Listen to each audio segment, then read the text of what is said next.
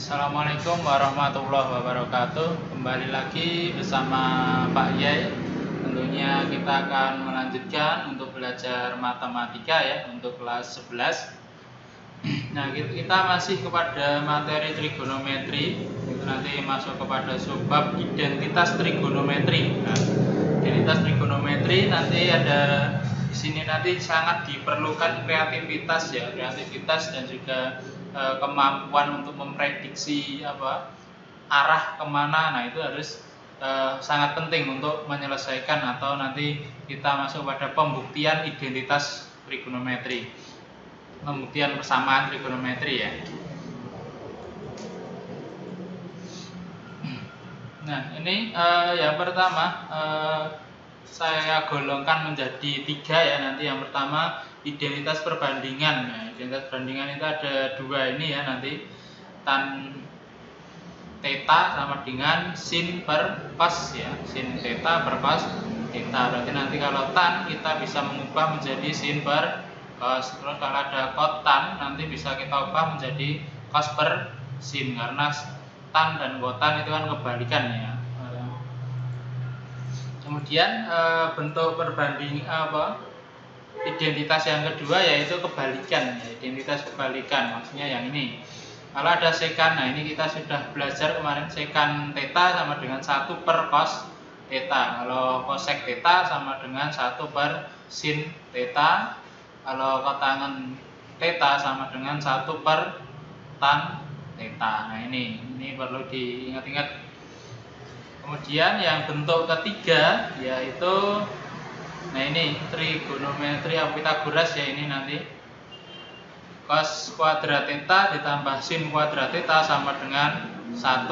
Nah, ini kan kalau penjumlahan itu bisa dibolak-balik juga ya, atau bisa dituliskan sin kuadrat theta ditambah cos kuadrat theta juga 1. Nah, ini juga berlaku ekuivalen dengan sin kuadrat theta itu sama dengan apa berarti? 1 min cos kuadrat theta, atau cos kuadrat theta sama dengan 1 min sin kuadrat theta dan sebagainya. Nah, ini berlaku ekuivalen dengan beberapa bentuk ya nanti berarti, tapi intinya dasarnya ini.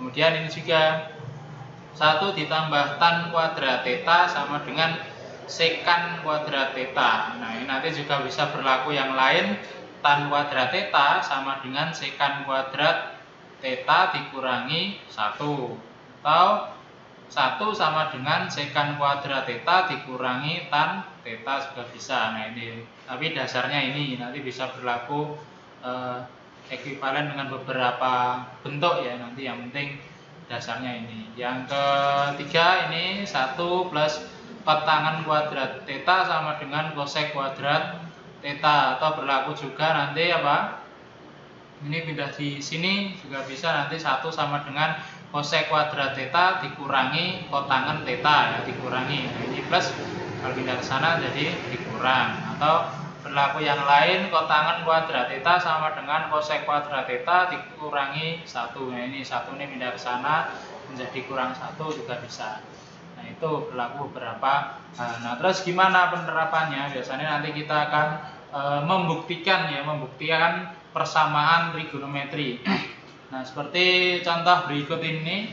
Nah, buktikan bahwa sekan A ya, sekan A sama dengan tan A ditambah cos A per 1 plus sekan A. Nah, dalam pembuktian itu kita bisa membuktikan yang ruas kiri sama dengan ruas kanan, atau sebaliknya yang ruas kanan ini kita jabarkan supaya sama dengan ruas kiri juga bisa. Nah, tergantung nanti bentuknya. Nah, berarti kalau di sini kita bisa mengubah yang ruas kanan ini ya, karena dia yang lebih kompleks ya, biar nanti kita buat menjadi lebih sederhana. Yang sederhana itu yang kiri. Nah, kita harus membuktikan ini, bisa terbukti bisa tidak.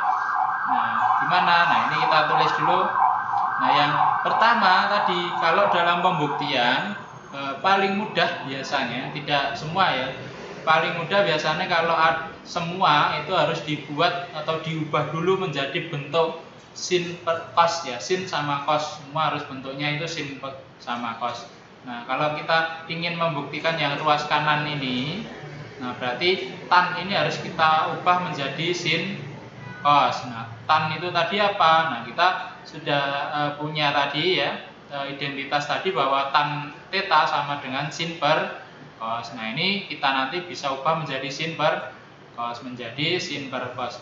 Sin A per cos A ditambah, nah ini ditambah ini tetap. Kemudian kalau kita melihat bentuk kayak gini ya, per penjumlahan pecahan kayak gini, kita bisa yang kita lakukan pertama adalah menyamakan penyebut. Nah, ini kan penyebutnya beda. Nah, ini harus kita samakan. Nah, kita cukup mengalihkan saja antara penyebut yang depan sama yang belakang, kita kalikan. Nah, ini kita kalikan menjadi cos A dikali 1 plus sin A. Kemudian yang atas tinggal menyesuaikan.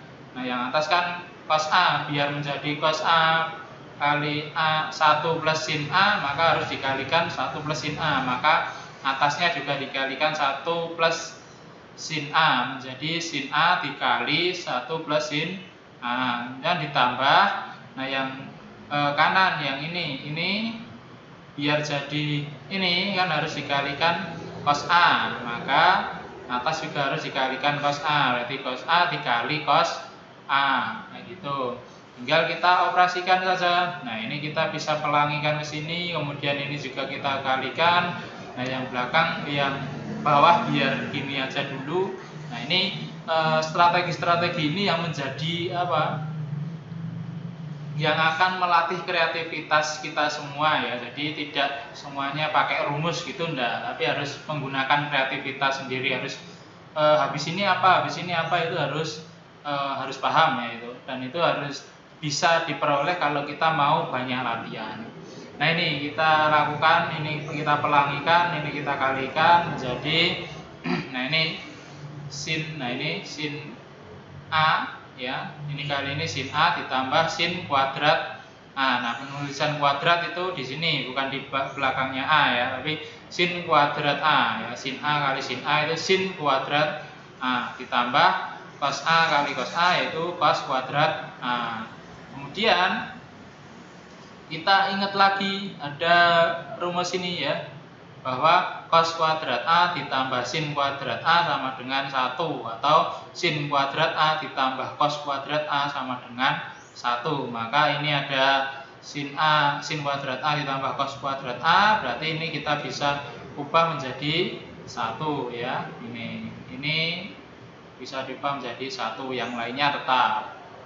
Kemudian ini kan bisa kita coret ya, ini kan sama ini dengan ini ya.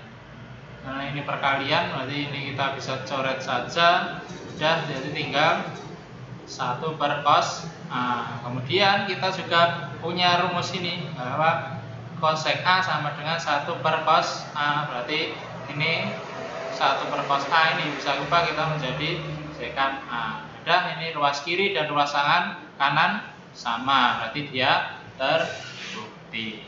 Seperti itu ya, tidak banyak rumus ya, tapi harus ingat beberapa tadi, identitas tadi ya, harus ingat. Kemudian tinggal selanjutnya kreativitas sangat diperlukan di sini, jadi harus banyak latihan ya tentunya. Nah, itu sebagai pembuka kita untuk masuk kepada materi identitas trigonometri, dan tentunya untuk lebih memahaminya supaya lebih paham, nanti silakan untuk mengerjakan latihan soal-soal tentang pembuktian persamaan trigonometri. Nah, gitu dulu. Sekian dari Pak Yainuri. Wassalamualaikum warahmatullahi wabarakatuh.